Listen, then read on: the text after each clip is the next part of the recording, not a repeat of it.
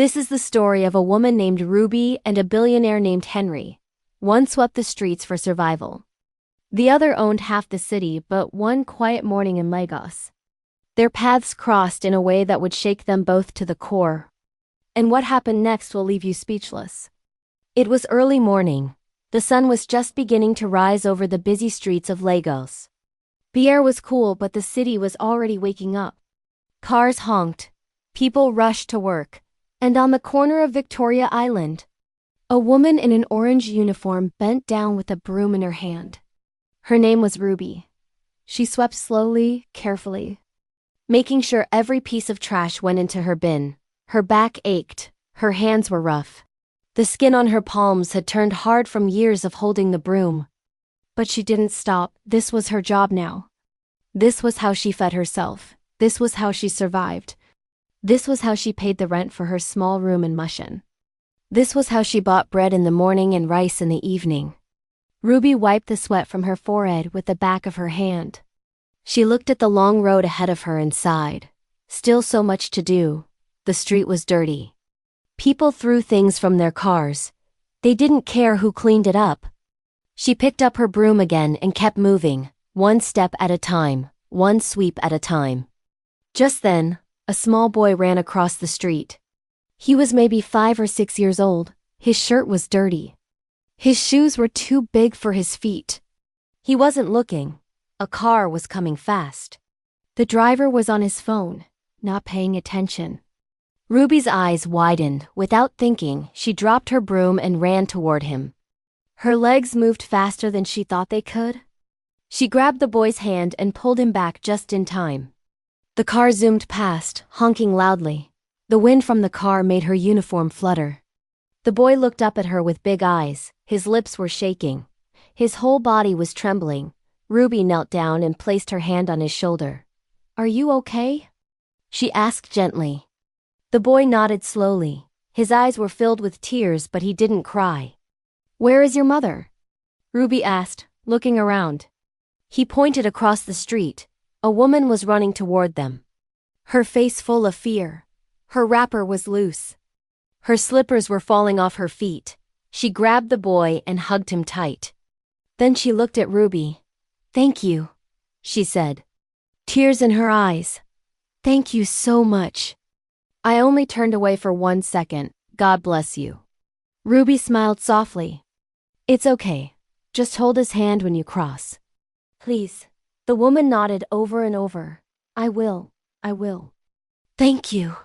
She held the boy's hand tightly and walked away, looking back at Ruby one more time with gratitude. Ruby stood up, dusted her uniform, and went back to her broom. She picked it up and continued sweeping like nothing had happened. She didn't expect praise. She didn't expect anything. This was just who she was. She didn't know that someone had been watching her. Someone she never expected to see again. Inside a black Range Rover parked a few meters away. A man sat in the back seat. His name was Henry. He was wearing a dark suit tailored perfectly to his body.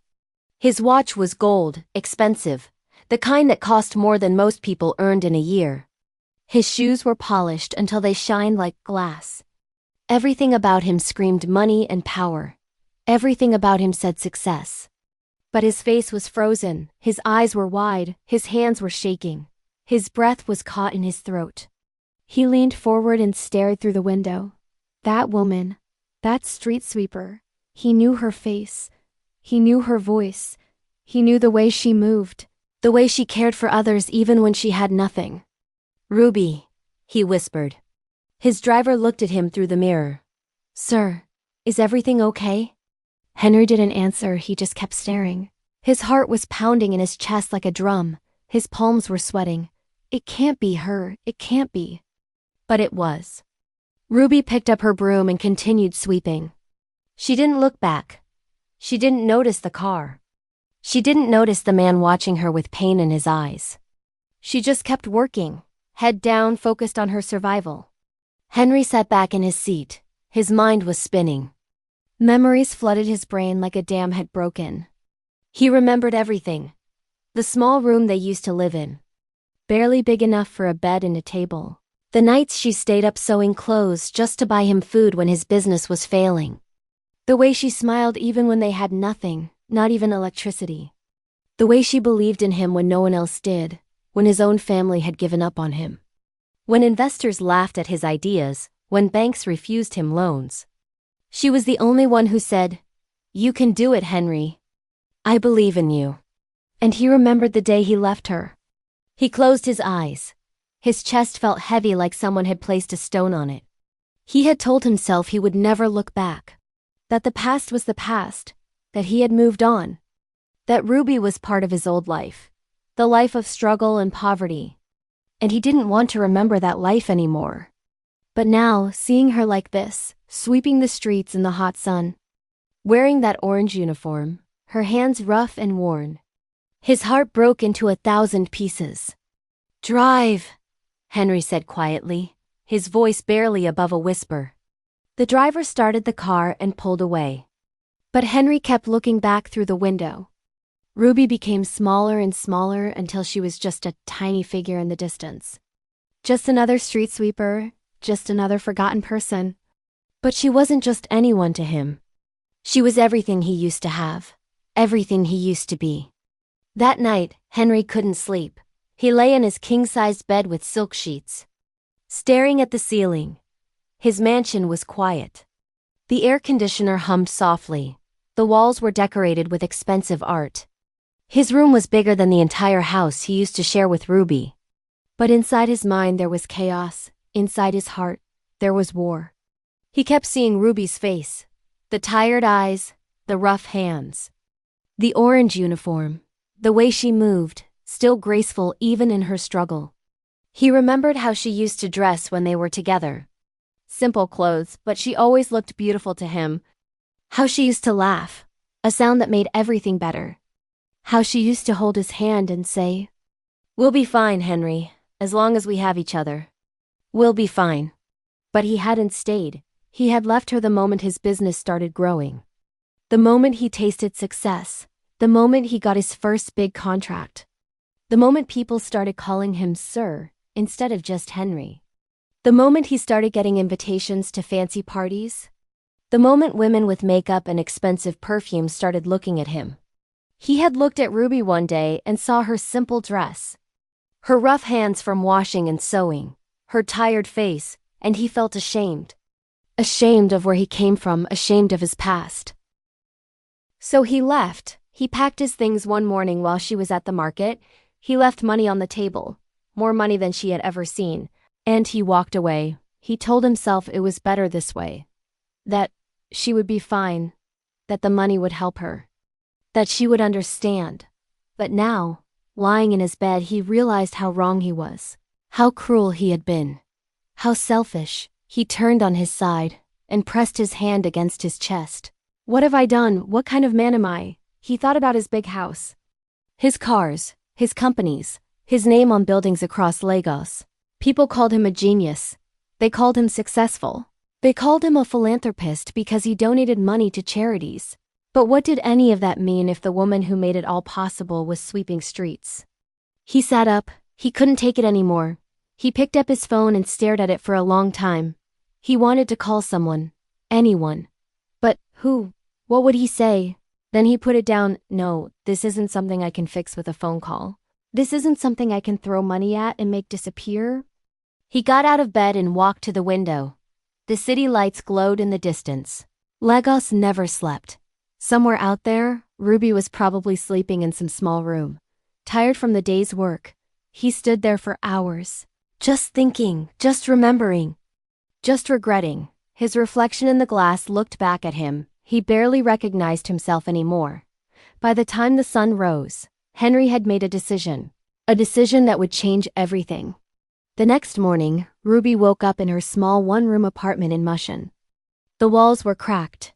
The ceiling leaked when it rained. She had to put buckets in 3 different corners. The paint was peeling. The window didn't close properly. But it was home. It was all she had.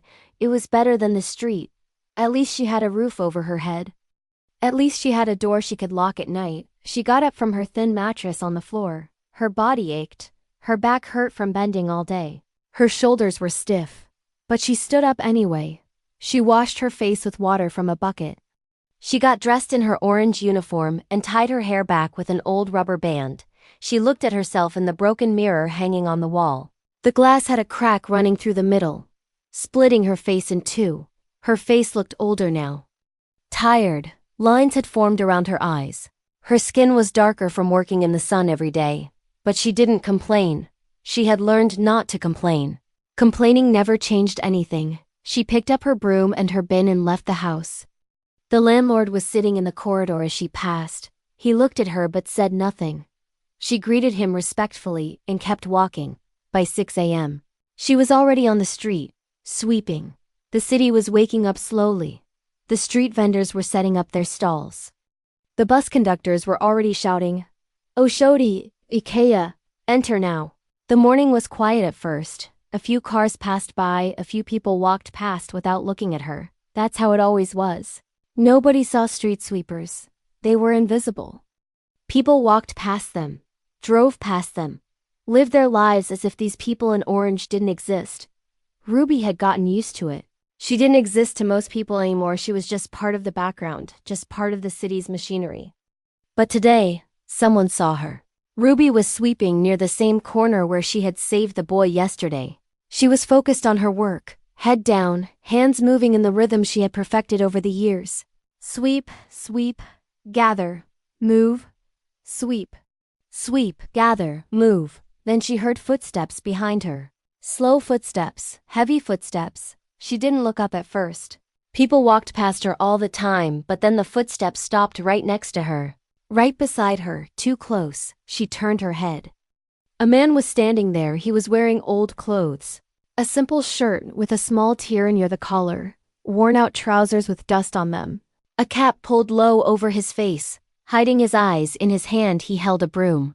An old broom that looked like he had found it somewhere. Ruby frowned. "Can I help you?"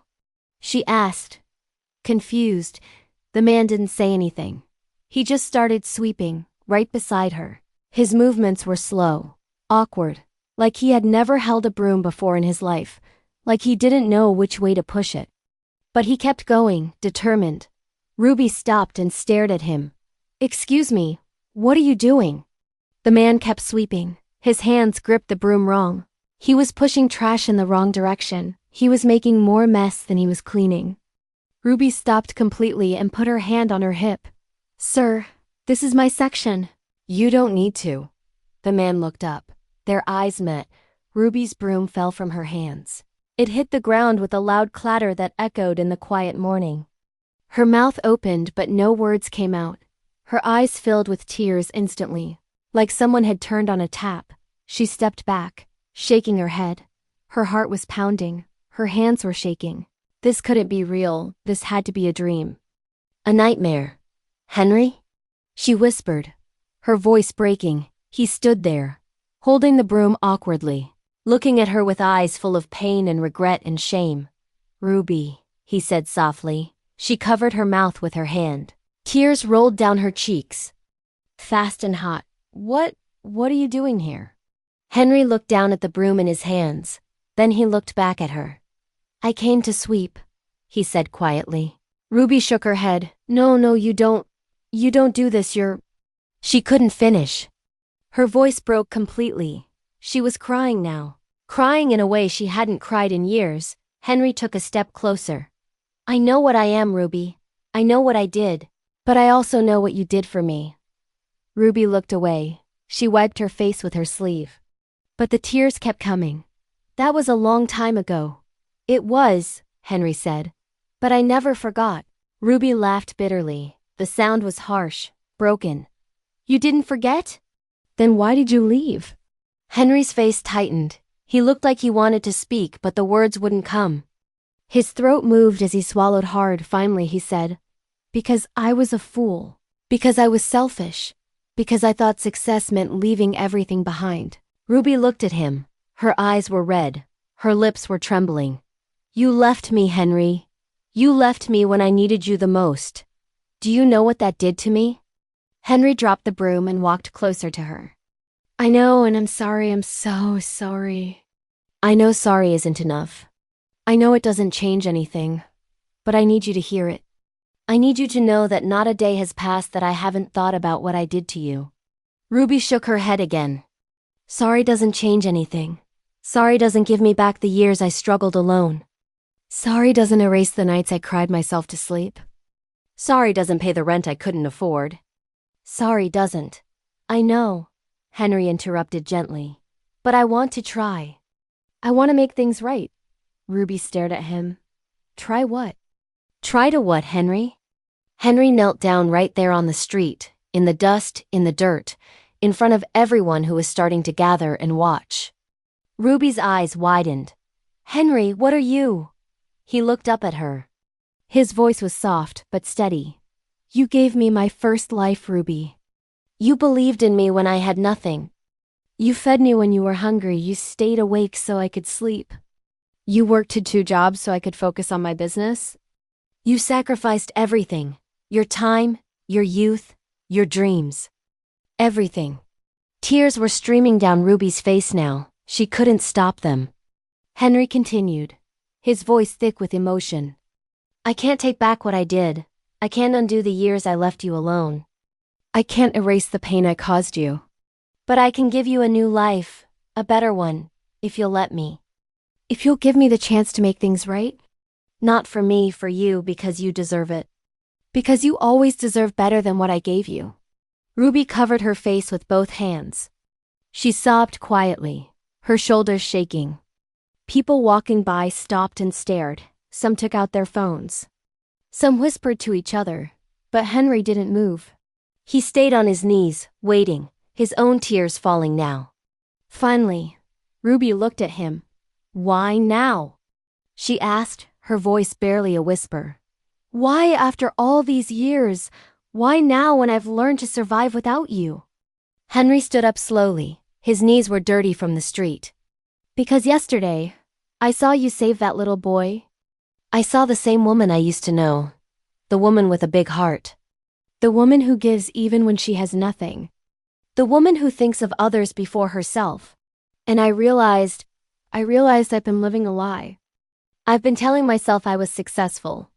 But I'm not, I'm empty. I have everything money can buy. But I have nothing that matters. Ruby looked down. She didn't know what to say. Her mind was spinning. Her heart was breaking all over again. Henry took a deep breath. I'm not asking you to forgive me right now. I know I don't deserve it. I may never deserve it. But I want to do something that matters. Something that honors what you did for me. Ruby looked up. What do you mean? Henry reached into his pocket and pulled out a folded paper. He handed it to her with shaking hands. Ruby took it slowly. She unfolded it carefully and read. Her eyes widened with each line. What is this? It's a plan, Henry said, for a women's empowerment center. A place where women like you, cleaners, single mothers, women who've been forgotten by society, women who've been left behind, can learn new skills. Tailoring, baking, computer work, business management, anything they want. A place where they can rebuild their lives, where they can regain their dignity, where they can dream again. Ruby stared at the paper. Her hands were shaking so much she could barely hold it. Henry continued, his voice stronger now. And I want to name it after you, the Ruby Center, because you are the strongest woman I know, and I want the world to know your name. I want them to know what you did, what you sacrificed, what you survived. Ruby's knees gave way. She sat down on the pavement, still holding the paper. She couldn't speak, she couldn't breathe. The words on the paper blurred as tears filled her eyes again. Henry knelt beside her again. You don't have to say yes right now. Just think about it. Let me do this, not for me, for you. And for all the women who need hope, who need a second chance, who need to know that their story isn't over. Ruby looked at him. Tears were still falling. But this time, there was something else in her eyes. Something soft. Something that looked like the beginning of healing.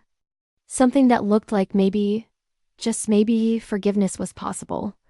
Why? She whispered. Why do you care so much now? Henry's voice was quiet but firm. Because I finally understand what wealth really means. It's not money, it's not cars or houses or power or fame. It's the ability to lift someone else up. To make things right. To use what you have to change a life. To be the person someone needed when they had no one. You were that person for me, now I want to be that person for others. Because of you. Ruby closed her eyes. She held the paper close to her chest like it was the most precious thing in the world. Henry stood up and stepped back.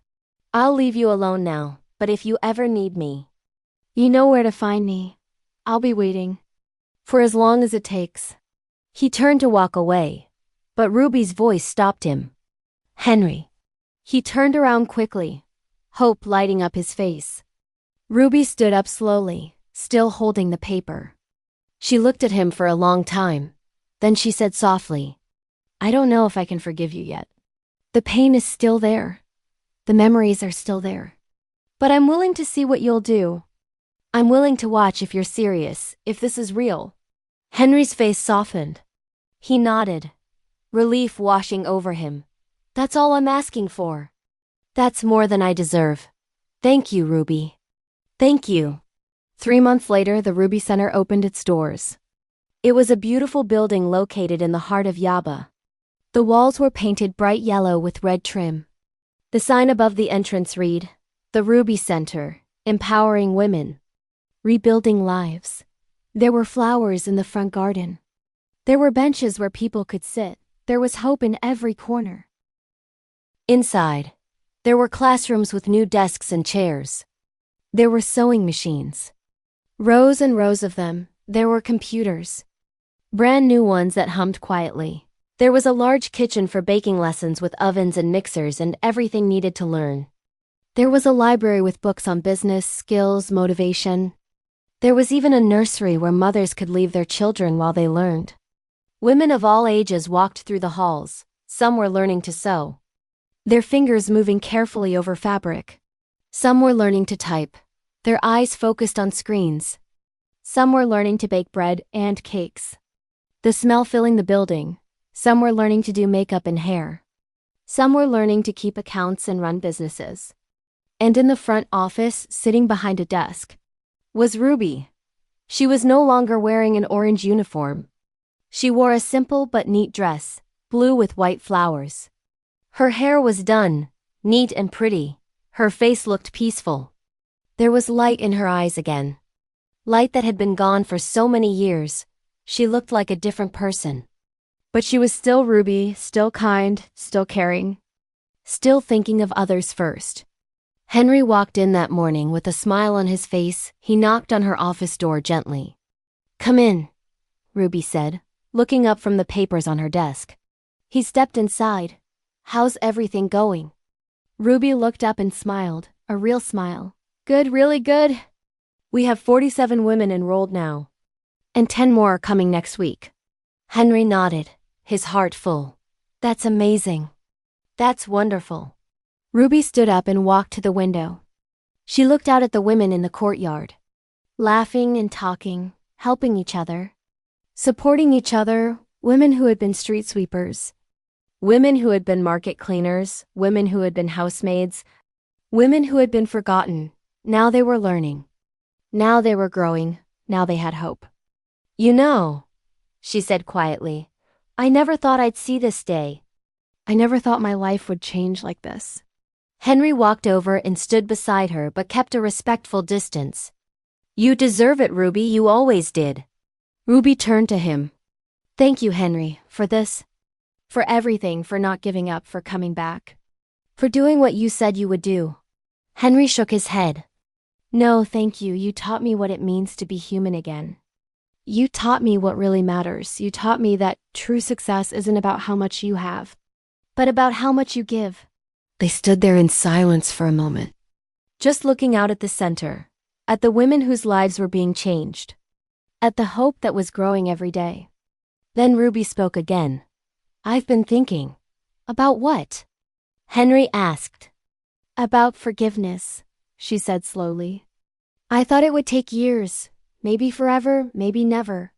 But watching these women smile again, watching them dream again, watching them believe in themselves again, it made me realize something.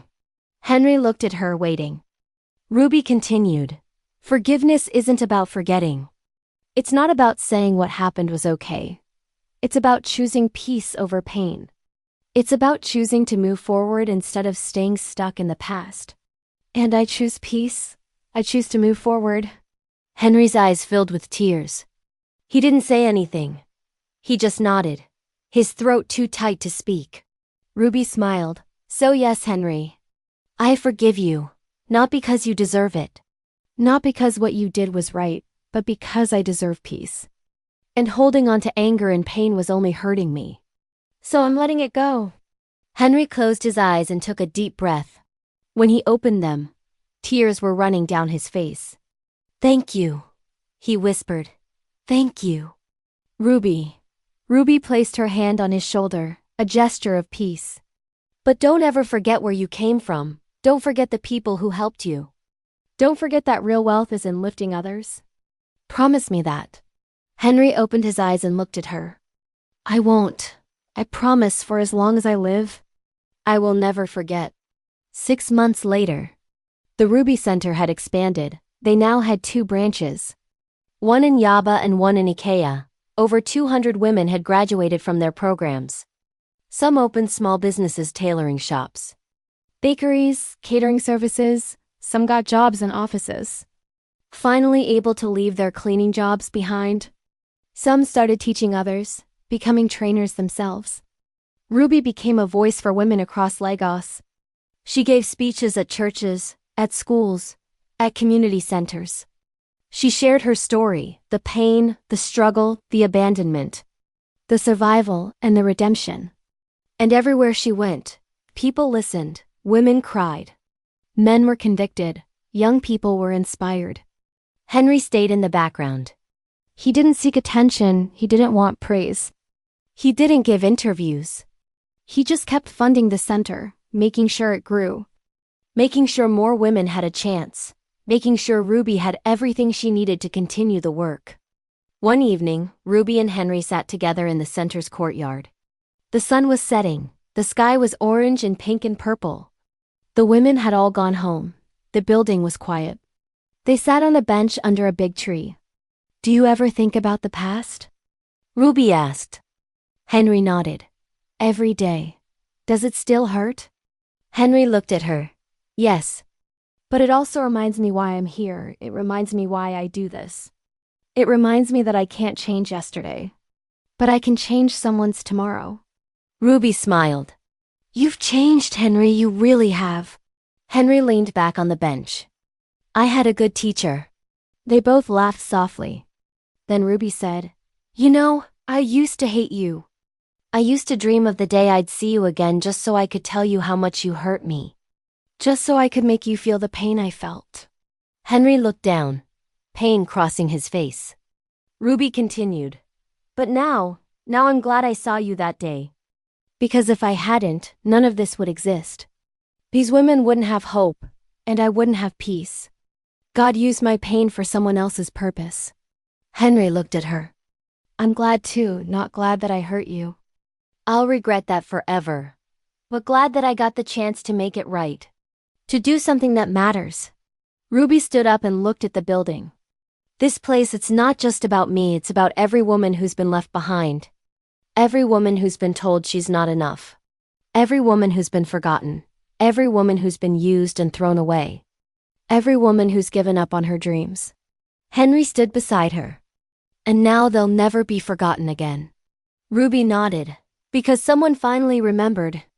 Because someone finally cared. They stood there together, watching the sun disappear behind the buildings of Lagos. 2 people who had once been everything to each other. 2 people who had lost their way. 2 people who had found their way back not to each other, but to something bigger, something better, something that would outlive them both. Years passed, the Ruby Center became one of the most respected organizations in Lagos. It expanded to 5 branches across Nigeria. Ruby never remarried, she didn't need to. She had found her purpose. She had found her voice, and she had found peace. Henry also never remarried. He poured his life into the center and other projects that helped the less privileged. The story of Ruby and Henry spread across Nigeria and beyond. It was featured in magazines. It was shared on social media. It was preached about in churches. People talked about it in schools.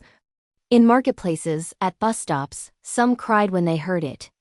Some were inspired to change their own lives. Some decided to help someone they had hurt. Some decided to forgive someone who had hurt them. Now tell me, what did you learn from Ruby's story? Was there a moment that made you cry or smile? What would you have done if you were in Ruby's place? Would you have forgiven Henry? Let me know in the comment section. I would love to read your thoughts. A brand new story is coming in just a few days. It's deep, emotional, and full of unexpected twists. So please subscribe to my channel. Turn on the notification bell so you don't miss it if this story touched you. Don't forget to like the video and share it with your friends and family. Thank you so much for watching. I truly appreciate you. See you in the next story.